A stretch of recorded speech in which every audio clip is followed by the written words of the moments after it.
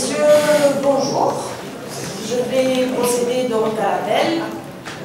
Chantal Ajus, Annibal René, Arona Daniel, André Hazard, Azibi Gérard, Yves Beauval, Bensalama Chamia, Besnaïnou Jacques, Bétutsi Evelyne, Carodenuto Claude, Monique Cordier, Danchio Sandrine, Datilo Gérald, pouvoir donner à Madame Farkas, Debord René, Delage Jean-Claude.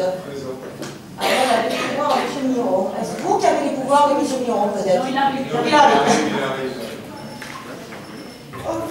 Delaval Françoise, Dino Serra Magali, Cédric Dudiozer, pouvoir donner à M. Lamy, Sandra Duguay, Monique Farkas, Caroline Gallo, Garcia Sylvestre, Georgie Vincent, Grac Élodie, excusez, Arouche Karim, pouvoir M. Majo, Erzala Karim, Ondamien Marion, Obsépian Garo, pouvoir donner à M. Marie, Joshua Samy, Dany Lamy, Gisèle Louis, Marie-Laurence Magaluso, pouvoir donner à Mme Cordier, Majo Antoine, Marshall Jean-Michel, pouvoir donner à M. Monti, Marie-Stéphane, Masse Florence, Maurice-Georges, excusez, Richard Miron en retard, Didier Monti, Moustapia Marie, Patrici Séverine, Conservat Michel, excusez, Rabia Paul, pouvoir donner à Mme Moustapia, Ravier Stéphane, Marie-Vonne Rivière, Rodriguez Nadia, Sicard Caroline et Vincent Vendredi. Le quorum étant atteint, nous allons pouvoir commencer la séance. Est-ce qu'il pourrait y avoir un petit peu de silence, s'il vous plaît? Je vous remercie. Y a-t-il des observations sur le procès-verbal in extenso, de la séance du 7 décembre? Monsieur Maggio.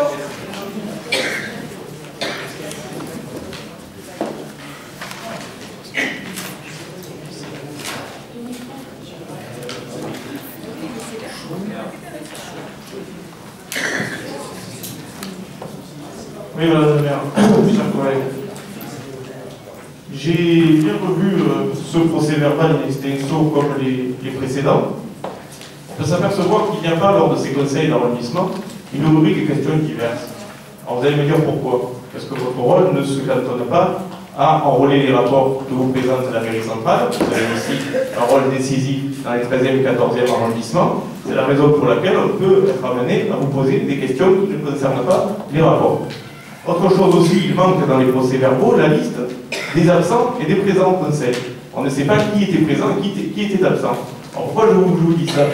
Parce que moi je constate maintenant depuis plusieurs mois, et d'ailleurs je crois que c'est M. Joshua ou M. Marie, je ne sais plus, qui l'avait soulevé au dernier conseil, que M. Maury n'est pas là.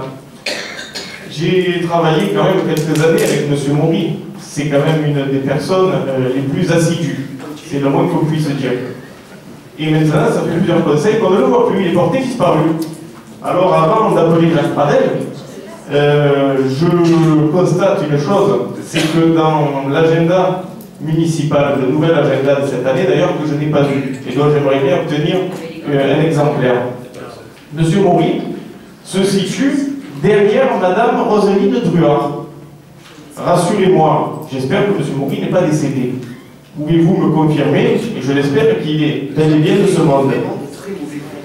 Autre chose, si vous me confirmez que tout va bien pour M. Maury, chose que j'espère, ça voudrait dire, je sais ce que signifie cette dernière position dans l'agenda municipal, ça voudrait dire que c'est encore une fois une défection. En plus, la délégation a disparu, elle n'est plus marquée en dessous de sa photo. Donc ce serait une défection masquée. Auquel cas, je ne doute pas que vous en ayez prévenu le maire de Marseille pour l'exclure du groupe au conseil municipal, afin de ne pas bénéficier des 7 500 € qui sont alloués à chaque élu au conseil municipal. 7 500 ? Mais je ne pense pas, oui, dans le cadre de l'enveloppe, c'est 7 500 € par jour, dans le cadre de l'enveloppe. Mais je doute quand même que vous l'ayez fait, pour une raison qui est très simple, c'est une superstition. Comme Cattaneo est parti, M. Cattaneo, ayant quitté le groupe, vous êtes 14, mais sans Georges Maury, vous seriez 13. Et vous savez ce qu'on dit, Madame Dangio, sur la rumeur 13 à table. Je vous remercie. Bien, soyez rassurés, Monsieur Madjo, Monsieur Maury va très bien. J'ai eu de ces nouvelles hier soir, pas plus tard qu'hier soir. Y a-t-il d'autres observations? Monsieur Marie.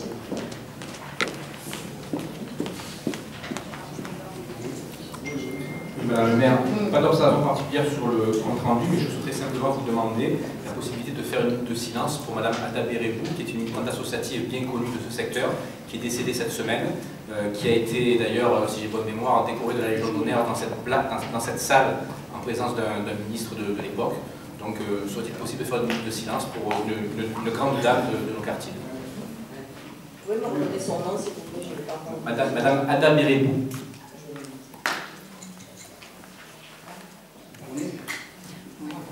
Il y a eu une belle page dans la Provence dans la semaine, vous avez dû voir la revue de presse, je suppose.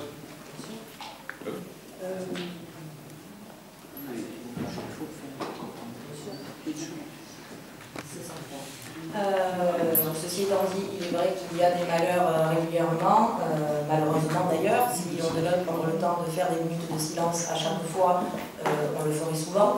Donc je comprends votre demande, Monsieur Marie.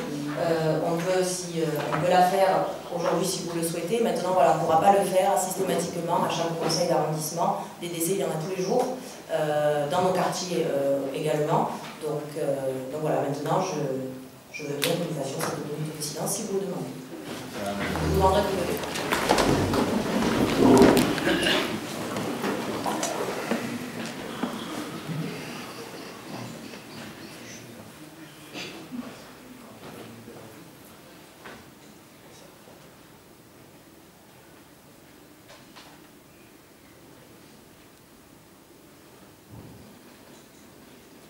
Je vous remercie. Y a-t-il d'autres observations sur le compte rendu in extenso du dernier conseil d'arrondissement? S'il n'y a pas d'observation, je le mets donc au voix.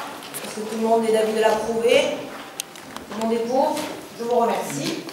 Nous allons pouvoir maintenant passer à l'ordre du jour de notre conseil, qui devrait se dérouler assez rapidement, puisqu'il n'est pas bien long.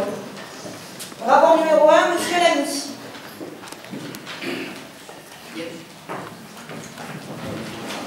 Madame le maire, chers collègues, ce rapport a pour objet l'approbation des dénominations des rues suite à la dernière commission des noms de rues. Nous en avons pour cette fois-ci 5 dans notre secteur. Dans le 13e arrondissement, 3 voies sans nom qui, situées entre le boulevard Barra et l'avenue Paul d'Albret, vont s'appeler boulevard Pierre Bagary, avenue de la Claire et rond-point de la Roue de la Claire. Dans le 14e arrondissement, une voie sans nom Picon-Busserie qui part de la rue de la Busserine à la rue Picon, donc rue de l'Orangette, et voie sans nom aussi qui part de la traverse Saint-Jeanne à la rue du Parc Montgolfier, qui s'appellera Passage Gentiane, de la Gentiane. Madame le maire, je vous demande de mettre ce rapport au vote. Je vous remercie, Monsieur Lamy. Y a-t-il des observations? Une précision. Oui, Madame Masse. Oui. C'est vraiment une précision et de profiter que Mme Cordier est là, vu que la commission se tient demain. Juste une petite précision. Monsieur Bagary n'a jamais été propriétaire de la Claire, en fait. Il a été propriétaire d'un terrain, mais côté boulevard Barra. La précision doit être faite, je pense, quitte à mettre une personne de nos quartiers, bien mettre aussi son actuel propriétaire, donc il n'était pas propriétaire de la Claire. Je comptais, vous en parler demain. Non, qui s'appelait Claire. Oui, mais il y a écrit propriété de la Claire, en fait, dans le rapport du conseil municipal. Mais c'est pas le cas. Ah, il peut être propriétaire de sa femme, hein, mais ça c'est un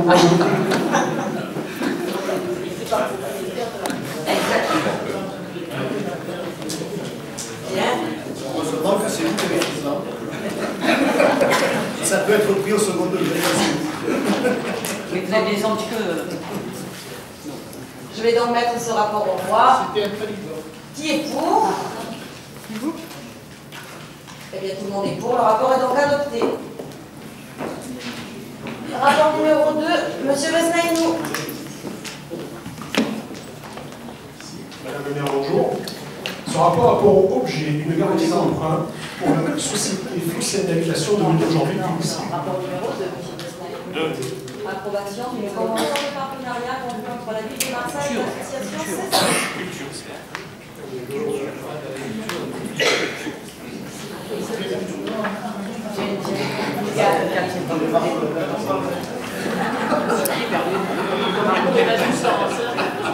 Désolé. Il faut faire un stage en lecture publique.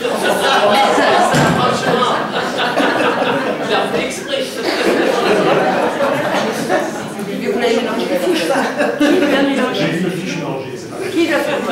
Donc, approbation d'une convention de partenariat conclue entre la ville de Marseille et l'association Centre de culture ouvrière pour le développement de la lecture publique. Je vous demande, Madame le maire, de mettre ce rapport au voix. Merci. Bon, merci, M. Besnaïnou. Y a-t-il des observations sur ce rapport? Pas d'observation. Je le mets donc au voix. Qui est pour? Alors, pour le front de gauche, socialiste, Europe, Écologie des Verts et apparentés. Les non-inscrits non apparentés et Marseille en avant. Qui est contre? Ce serait possible d'avoir l'explication de vote, Madame le maire, parce qu'on ne comprend pas. Pas d'abstention. Ce Le serait rapport possible est donc d'avoir rejeté. l'explication de vote, Madame le maire? Oui, Parce qu'on ne comprend pas pourquoi vous Vous avez- votez ce rapport. Monsieur Henri, vous allez la voir. Nous ne sommes pas à la mairie du secteur contre le projet de lecture publique. Ce n'est pas le projet en lui-même qui nous dérange, notamment nous soutenons un vieux projet que vous souteniez également à l'époque qui s'appelle Lila Libre, qui regroupe une dizaine ou une quinzaine d'écoles sur notre secteur et à qui l'on apporte justement l'apprentissage de certains ouvrages. Ce que nous critiquons dans ce rapport, c'est qu'il a été présenté en 2015, c'est cité d'ailleurs dans ce document, le plan lecture public au sein du conseil municipal, où il était notamment évoqué l'amélioration, la création et l'augmentation de bibliothèques sur la ville. À aujourd'hui, c'est encore loin d'être le cas. Plusieurs objectifs étaient annoncés, notamment à l'aube 2018, et notamment la création de certaines bibliothèques. Pour le moment, on en est encore au plan du projet. Et ensuite, parce que les associations, quelles qu'elles soient, les centres sociaux, ce n'est pas à eux de pallier les carences de la ville de Marseille. Alors aujourd'hui, c'est à la ville de Marseille d'assumer certaines des responsabilités. Celle-ci en est une. Voilà pourquoi nous votons contre ce rapport, bien que nous soutenions l'ambition de la lecture publique au sein de la ville de Marseille et notamment la création, l'ouverture de bibliothèques et l'amélioration de bibliothèques existantes. L'Alcazar est très sollicité par les habitants de la ville, c'était d'ailleurs évoqué dans ce rapport en 2015, mais je pense qu'il n'y en a pas assez au sein de la ville de Marseille. Et là, on pallie encore à des absences d'équipements publics sur la ville et je trouve ça dommage que ce soit encore les centres sociaux et les associations qui pallient à ces problèmes que l'on rencontre. Merci pour cette explication de vote. Nous allons donc passer au rapport suivant, rapport numéro 3, que je vais vous présenter rapidement. Donc le conseil municipal donne délégation au conseil d'arrondissement pour préparer, exécuter et régler les marchés de travaux, fournitures et services qui peuvent être passés sans formalité préalable à hauteur de 221 000 €. Donc voilà, y a-t-il des observations sur ce rapport? Voilà. Monsieur Marie, allez-y, et ensuite... Monsieur Marie, et ensuite Monsieur Joshua. Oui, Madame le maire, quand vous commencez à bien me connaître, vous savez la question que je vais vous poser, parce qu'on parle de marché public, donc d'argent public. Pour la troisième fois, Madame le maire, je vais vous demander la possibilité d'accéder aux factures de votre cérémonie de vœux. Je sais que vous devez la transparence d'argent public envers nos concitoyens. Donc moi j'estime que cette cérémonie a coûté 50 000 €, soit à peu près 5 fois plus que ce qu'elle coûtait lors de la mandature précédente. Vous êtes sûr, M. Marie? Mais donc, je vous demande l'accès à la fois aux factures de la mandature précédente et au vote. Vous voyez, comme ça, et je jouerai la transparence, et si je me suis trompé, je le reconnaîtrai, madame la maire. Ceci dit, il serait intéressant, madame la maire aussi, même si ça ne vous concerne pas, d'avoir aussi le coût des vœux de monsieur le président de la métropole, qui apparemment ont été somptueux, des vœux évalués à 500 000 €. Donc la question que je vous pose à vous, je la pose également à lui, mais comme vous êtes là en face de moi, je vous demande la possibilité d'accéder aux factures de la mairie de secteur pour les cérémonies de vœux, de faire une transparence sur l'argent public. Si vous ne le faites pas, c'est que vous avez quelque chose à cacher. Donc, quand vous voulez, je suis à votre disposition. Vous l'avez dit encore tout à l'heure, vous êtes à la disposition des responsables des groupes politiques. Donc, moi, je suis à votre disposition pour discuter de plusieurs sujets du secteur, mais dont celui-ci. Je suis à la disposition de tout le monde, si tant est que ce soit constructif, M. Marie. Monsieur Joshua, si vous avez terminé, M. Marie, je vous répondrai après. Alors, excusez-moi, je n'avais pas terminé. Je voulais savoir également, puisqu'on parle également d'argent public, si le magazine de la mairie de secteur, tout au moins le dernier numéro, a été entièrement financé par la mairie de secteur, ou est-ce que le sénateur M. Stéphane Rally a participé, puisque sur les 20 pages, il y a 5 pages à sa gloire, et quand on voit le type d'interview, je pense qu'on est très loin de la vie du 13-14. Hein. Je vous cite juste une phrase: fini la fumette, louez le prophète, on commencera par adorer Tommy Montana pour se soumettre à Allah. On abandonnera de tout matérialisme au profit du tout religieux, tant il est vrai que le luxe matériel ne saurait pallier la pauvreté de l'âme. Donc, c'est par exemple une des phrases choc de l'interview de M. Ravier. Je pense qu'on est très très loin d'un journal d'information de la population du 13-14. Donc, est-ce que M. Ravier a participé au moins au quart du financement de ce journal, puisque sur 20 pages, il y en a 5 à sa gloire, et très éloigné des sujets du 13-14. J'ai donné à ma personne. Je vous remercie, M. Marie. M. Joshua. Merci Madame la maire. Juste une phrase sur la délibération précédente, de manière à ce que ce soit noté. Si j'ai bien compris, votre position consiste à dire que vous allez voter contre à chaque fois qu'on va suppléer d'un point de vue associatif à des manquements de la puissance publique, soit de l'État, soit de la mairie centrale. C'est bien ce que j'ai compris. Dans ce cas-là, bien sûr, c'était l'argument que vous avez sorti en sortant la question de la lecture. Vous n'avez pas dit un mot sur culture ouvrière, semble-t-il, ça, c'est pas ça qui vous a gêné. Donc sur tout le reste, on a bien noté ça. Madame, le nombre de délibérations que vous avez voté en ce sens depuis le début de notre législature, je ne sais pas si on peut en faire le compte, mais ça en fait beaucoup. En tout cas, pour l'avenir, j'ai bien noté. Et je répète, votre argumentation, c'est à chaque fois que on supplée une puissance publique. je n'ai pas dit à chaque fois, M. Joshua. Alors à ce moment-là, madame, il faut nous expliquer. J'évoquais le rapport qui parlait de lecture publique. Non, j'ai bien compris, madame. Mais là, il faut nous expliquer, dans ce cas-là, spécifiquement, si les gens de vos quartiers seront mieux dotés du point de vue de la lecture publique avec cette délibération ou contre cette délibération. Je comprends le problème du principe, hein, parce que ça ne suffit pas comme argument. Je peux le montrer bien, nous l'utilisons souvent aussi. On sait que des fois, les principes, ça va contre l'intérêt très immédiat des gens. Mais du point de vue de l'intérêt immédiat des gens, évidemment qu'il faudrait qu'ils puissent avoir accès à ça. Mais vous avez dit, non, il y a une question de principe plus vaste. Je note cette question de principe plus vaste, et on vérifiera les prochaines fois si vous avez deux poids, deux mesures, en fonction du fait que ça s'appelle centre, culture, ouvrière, lecture, ou si ça concerne d'autres choses. Je vais terminer à ce point de vue, de manière à ce que ce soit voté, qu'on puisse voir les fois d'après. Vous comme moi, nous avons une mémoire qui est suffisamment longue pour qu'on puisse reprendre cette argumentation un peu plus tard.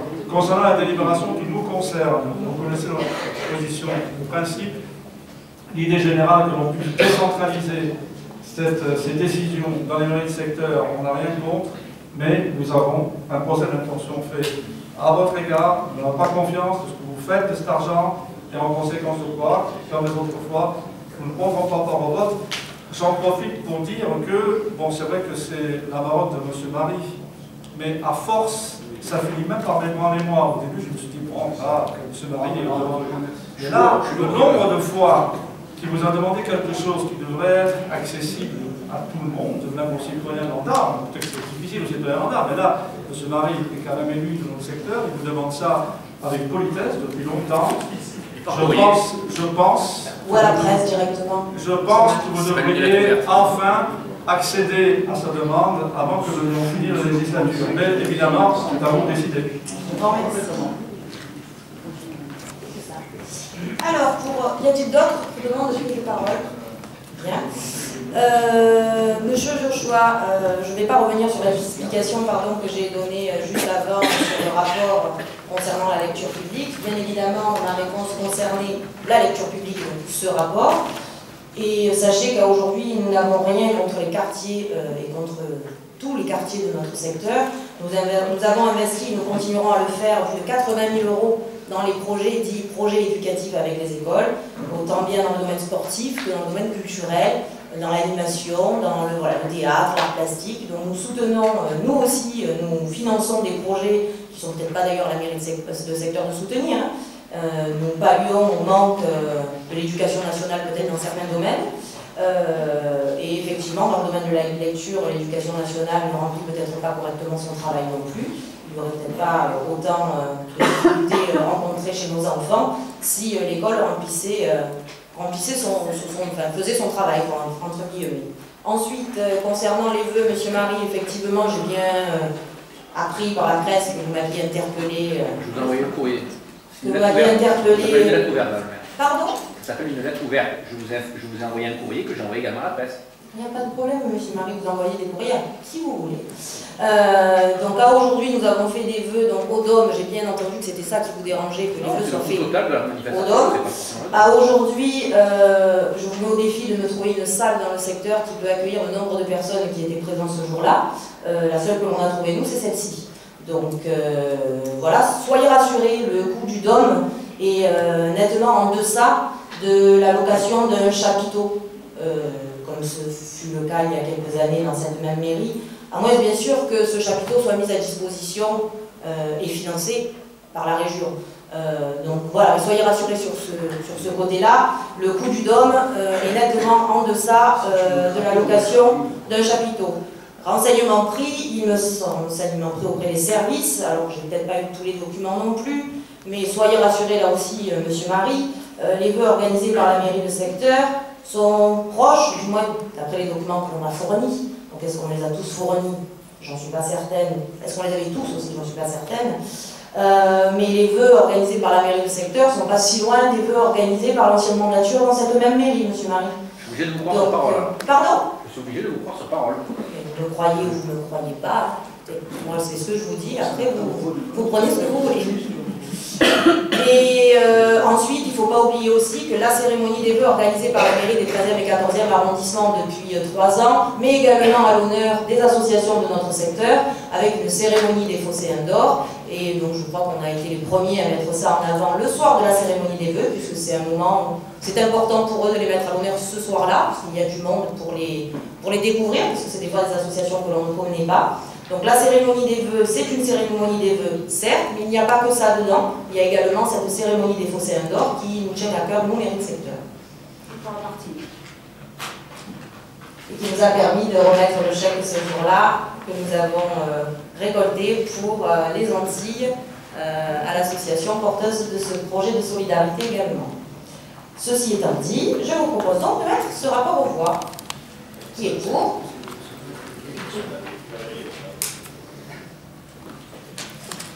Qui est contre? Qui s'abstient? Donc les non-inscrits, Madame Santo aussi, donc les non-inscrits non apparentés s'abstiennent. Vous ne prenez pas part au vote? Tant qu'il n'y a pas de transparence. Donc, tous sur la gauche ne prennent pas part au vote. À gauche pour M. Marie, c'est l'équipe maintenant, dès que ça devient culturel, direction non-mosquée.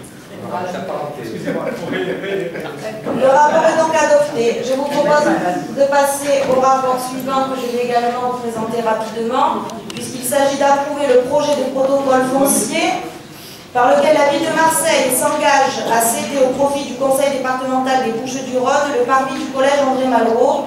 Cette cession s'effectuera au prix de 17 500 €. S'il n'y a pas d'observation, je vous propose donc de mettre ce rapport aux voix. Qui est pour? Eh bien, tout le monde. Ce rapport est donc adopté.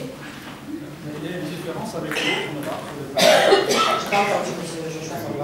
Passons. Parce que c'est encore, sans doute, c'est encore le fait que ça se situe. On n'est pas encore libre. On était au parvis du collège Malraux, donc je ne comprenais pas. On est deux.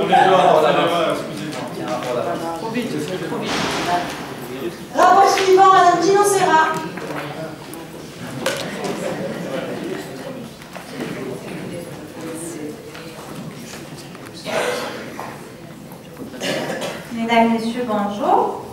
Madame le maire. Ce rapport a pour objet l'attribution de subventions d'investissement et de fonctionnement à l'association Crèche du Sud, dont le siège social est 1 chemin des Grives dans le 13e. Si cette association est bien domiciliée dans notre secteur, les subventions proposées concernent la réalisation de travaux d'aménagement dans les crèches hors secteur suivantes.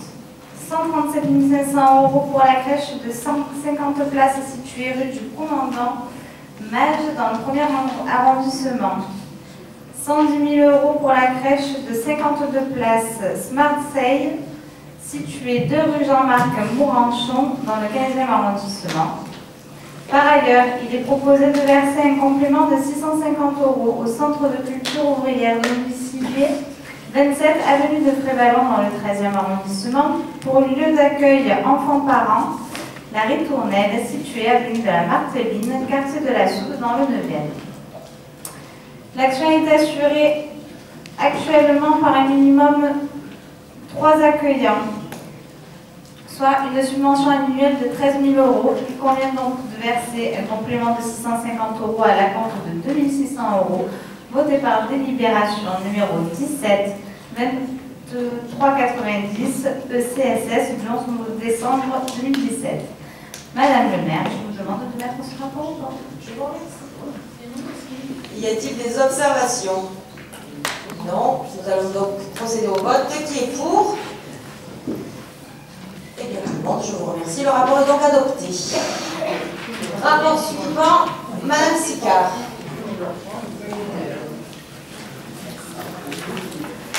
Madame le maire, mes chers collègues, ce rapport a pour objet l'approbation de la garantie municipale à hauteur de 55% pour le remboursement d'un prêt d'un montant de 100 000 € que la société phocéenne d'habitation devenue domicile se propose de contracter auprès de la Caisse des dépôts et consignations pour financer la réhabilitation de la résidence Gilles comprenant 40 logements, 6 chemins de Gilles dans le 14e arrondissement.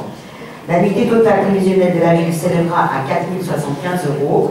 Comme d'habitude, la garantie de la collectivité est accordée pour la durée totale du contrat de prêt et jusqu'au complet remboursement de celui-ci et porte sur l'ensemble des sommes contractuelles dues par l'emprunteur dont il ne serait pas acquitté à la date d'exigibilité. Madame le maire, je vous demande de mettre ce rapport au vote. Je vous remercie, Madame Sicard. Y a-t-il des observations? Monsieur Jochon.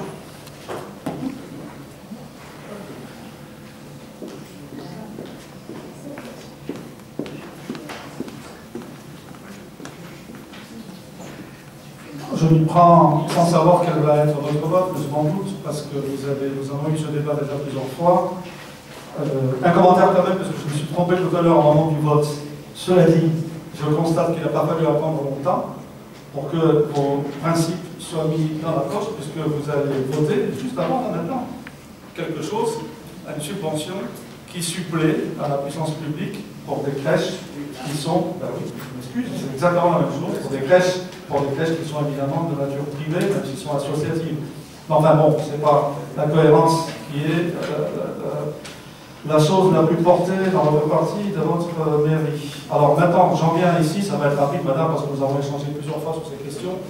J'ai fini par comprendre beaucoup, parce que j'ai bien écouté l'argumentation contre le fait que ces garanties d'emprunt, c'est un mécanisme qui vous déplaît.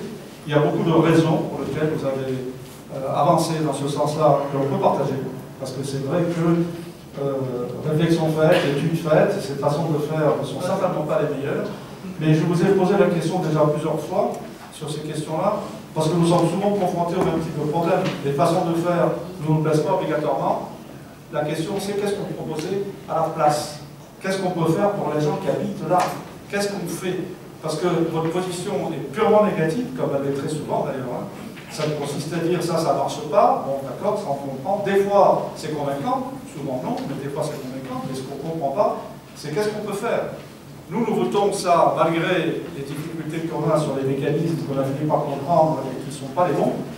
Mais vos réponses sur toutes ces questions sont là pour le coup absentes totalement. Et franchement, ça dénote un tel désintérêt pour les populations concernées.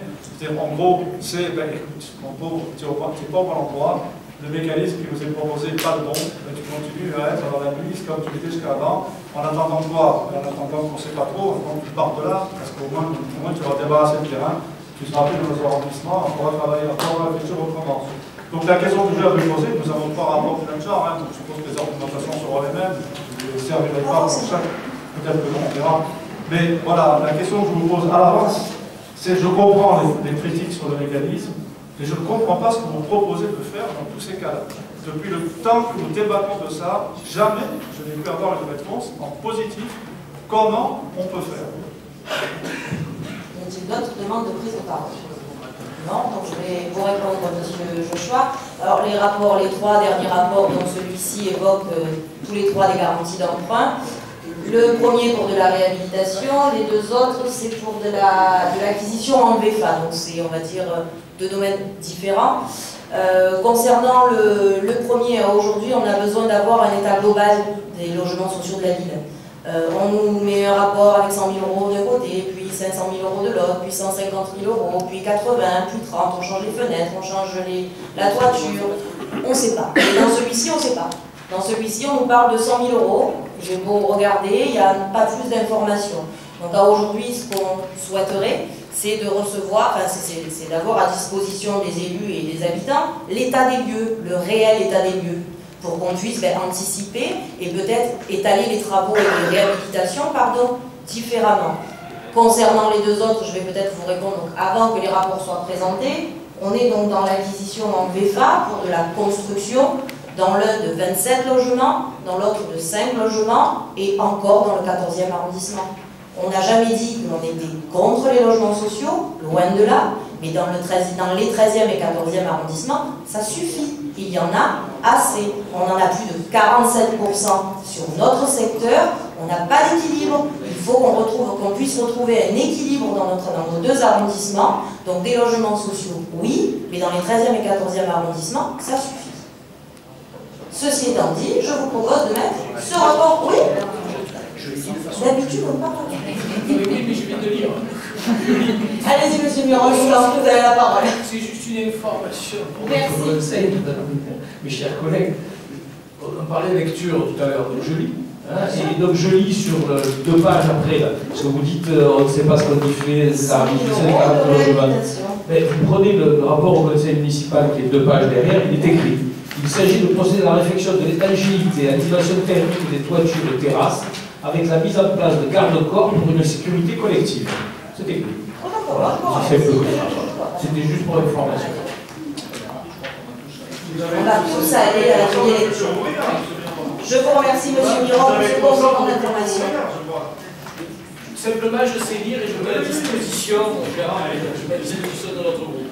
Ceci étant dit, donc, autant pour moi, les travaux, la réhabilitation de ces 40 logements sur le secteur de Gilles est bien expliqué dans le rapport du conseil municipal. Néanmoins, à aujourd'hui, nous n'avons toujours pas d'état des lieux sur l'ensemble des logements sociaux sur la ville et on aura au prochain conseil d'arrondissement de nouvelles garanties d'emprunt pour de nouvelles réhabilitations et ça continuera encore et encore sans avoir un plan général des travaux qui restent à réaliser sur l'ensemble des logements sociaux de la ville. Ceci étant dit, je vous propose de mettre ce rapport de voix qui est pour.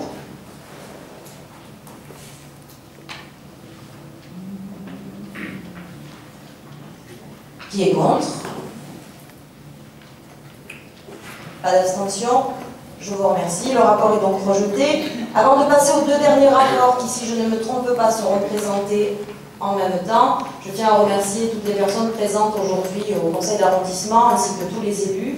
Ma directrice générale des services, Madame Arms, et ma directrice de cabinet, pardon, et mon directeur général des services, Monsieur Costa, Madame Ablot et le service du secrétariat des élus, Madame la stéréotypiste et Madame la caméra woman. Madame Sicard, je vous écoute pour les 2 derniers rapports.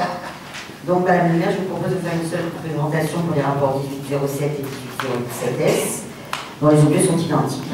Ces rapports concernent l'approbation de la garantie municipale à hauteur de 55%, toujours pareil, pour le remboursement de divers emprunts souscrits par la société Elia auprès de la Caisse de dépôt et consignation, pour financer l'acquisition en VFA, donc en vente en état futur d'achèvement, de logements collectifs PLUS 27 et PLAI 5 auprès de la société Amétis.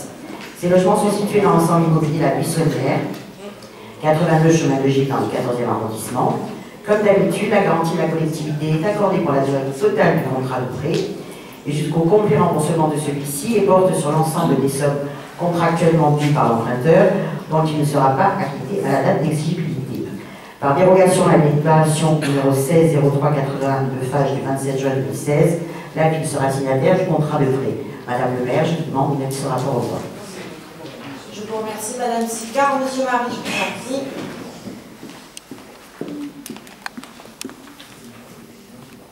Oui, Madame le maire, je voulais simplement rappeler une explication de vote. Donc, je ne voterai pas favorablement ce rapport. Non pas que, comme je le fais à chaque fois, lorsqu'il y a des... Avec le Front National, la semaine prochaine conseil sur votre... Vous voulez savoir, Madame le maire, que je suis pas spécial. Donc, vous devez remarquer qu'à chaque fois qu'on a des logements sociaux dans notre conseil d'arrondissement, il s'agit de quartiers qui sont déjà pourvus d'un nombre important. Je m'abstiens, comme certains de mes collègues. Mais ceci dit, j'ai une explication aussi à vous demander, parce que je voudrais savoir si vous avez un double discours ou si vous êtes cohérent. Lorsque vous me dites je ne veux pas de logements sociaux supplémentaires dans le 13-14 parce que nous avons largement dépassé notre quota, et c'est vrai, on peut même ajouter, on va dire, les logements des copropriétés dégradées. Quand on ajoute le Mail, le Parc Oro, Maison Blanche, on a atteint les plafonds du taux de logements sociaux. On est largement au-dessus des 25% imposés par la loi SRU. On sait qu'il y a des secteurs municipaux qui n'ont pas atteint ce quota, et je crois que, comme on l'a toujours dit dans la mandature précédente, il faut rééquilibrer les logements sociaux dans les autres arrondissements, notamment dans le secteur du 6-8 ou du 4-5, et je crois que c'est ce que vous avez répondu à mon collègue Samy Joshua tout à l'heure, en disant que vous n'êtes pas contre le logement social, vous êtes contre le logement social toujours au même endroit, dans les mêmes arrondissements. Donc, est-ce que vos collègues élus du Front National qui siègent dans les conseils d'arrondissement des 4-5, des 6-8, des 9-10, votent des logements sociaux qui sont construits dans ces secteurs? Ou est-ce qu'ils sont contre? Parce que vous avez la question directement, monsieur le maire, on est dans le 13-14. Il faut être cohérent. Vous dites, je ne veux pas de logements sociaux dans le 13-14, mais il en faut ailleurs. Alors, est-ce qu'ailleurs, ils votent pour les logements sociaux? Il y a monsieur le président du groupe Front National, je crois, qui est ici, qui peut peut-être nous donner l'explication. Je pense que c'est lui qui coordonne l'ensemble des décisions qui sont prises, surtout Marseille. Les élus de... Ah, parce que vous vouliez la parole, monsieur les élus, alors comme je vous ai dit, vous pouvez leur poser la question directement. Chacun vote en connaissance de son secteur, donc je ne vais pas me permettre de répondre à la place de mes collègues dans les autres secteurs. Je vous ai donné notre position à nous dans les 13e et 14e arrondissements. Je vous laisse aller prendre les informations dans les autres secteurs. Très bien, je n'y manquerai pas. Je vous remercie, monsieur Marie. Je mets donc ce rapport, le rapport, pardon, le premier, on va mettre le 1807 aux voix, qui est pour. Donc Marseille en avant. Monsieur Joshua, vous n'êtes pas pour? Si? Ah voilà, donc monsieur Joshua, madame Lamière pour. Qui est contre? Madame Masse est contre aussi. Qui s'abstient? Alors les non-inscrits, monsieur Marie et votre pouvoir. Rapport 18-08, même vote? Même vote? Ouais. Même vote pour le 18-08. Je vous remercie encore une fois. Je vous souhaite une bonne fin de journée. Le sénateur Stéphane Ravier vous invite à venir déguster les navettes qui ont été bénies par Monseigneur Pontier le jour de la Chandeleur, vendredi 2 février. Donc si le cœur vous en dit, nous vous attendons. Et là,